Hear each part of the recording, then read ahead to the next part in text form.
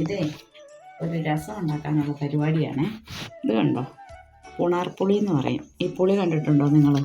അപ്പോൾ നമുക്ക് ഇച്ചിരി വെളുത്തുള്ളി ഇട്ട് കൊടുക്കാം, ഇച്ചിരി ഇഞ്ചി ഇട്ട് കൊടുക്കാം, കുരുമുളക് ചതച്ചതിട്ട് കൊടുക്കാം, ഇച്ചിരി 2 പച്ചമുളകും ഒരിത്തിരി ഉള്ളിയും കൂടെ, കറിവേപ്പില ടേസ്റ്റിന് വേണ്ടിയിട്ട് ഒരിത്തിരി ഇട്ട് കൊടുക്കുന്നു.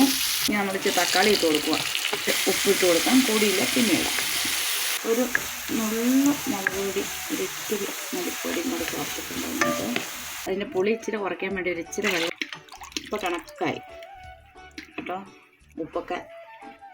ഉപ്പും പുളിയും എല്ലാം കണക്കായി, അടിപൊളി രസമായി വരുന്നുണ്ട്. ഇനി അതൊന്ന് ചൂടായിട്ട് വരുമ്പോൾ നമുക്ക് മല്ലിച്ചപ്പ് ഇട്ട് കൊടുക്കാം.